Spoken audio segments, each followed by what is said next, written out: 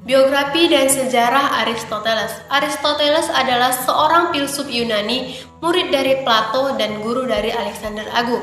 Ia menulis berbagai subjek yang berbeda termasuk fisika, metafisika, puisi, logika, retorika, politik, pemerintahan, etnis, biologi, dan geologi.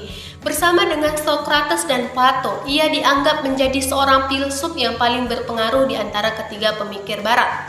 Aristoteles lahir di Stagira Yunani, dahulunya termasuk ke dalam Makedonia Tengah pada tahun 384 sebelum Masehi. Ayahnya adalah seorang tabib pribadi Raja Amentos dari Makedonia. Pada usia 17 tahun, Aristoteles menjadi murid Plato. Belakangan ia meningkat menjadi guru di Athena selama 20 tahun. Aristoteles meninggalkan akademi tersebut setelah Plato meninggal dan menjadi guru bagi Alexander dari Makedonia. Saat Alexander berkuasa pada tahun 336 sebelum Masehi, ia kembali ke Athena dengan dukungan dan bantuan dari Alexander. Ia kemudian mendirikan akademinya sendiri yang diberi nama Lyceum, yang dipimpin sampai tahun 323 sebelum Masehi. Perubahan politik seiring jatuhnya Alexander mengharuskan dirinya kembali ke Athena guna menghindari nasib naas seperti Socrates.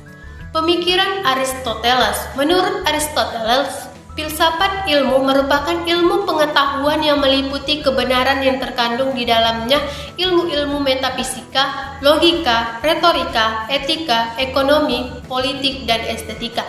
Pembagian filsafat menurut Aristoteles. 1. Logika. Penemuan Aristoteles yang terbesar dalam bidang logika adalah silogisme.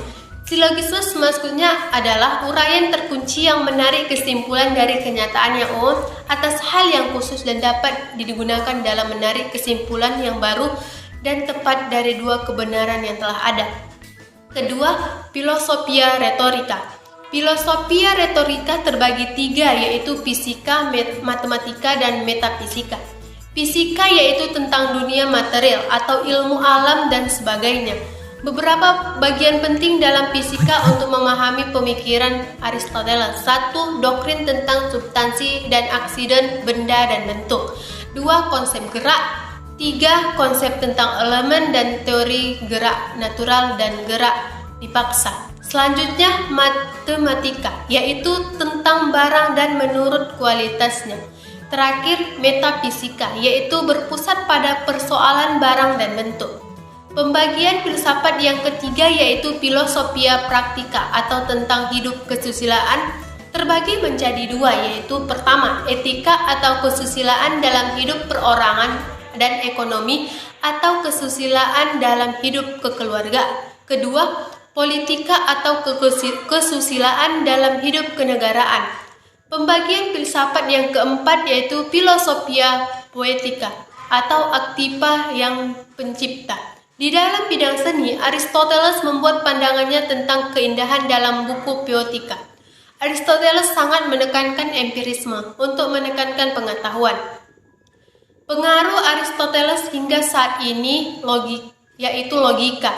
Aristoteles adalah suatu sistem berpikir deduktif yang bahkan sampai saat ini masih dianggap sebagai dasar dari setiap pelajaran tentang logika formal. Meskipun demikian, dalam penelitian ilmiahnya, ia menyadari pula pentingnya observasi, eksperimen, dan berpikir induktif.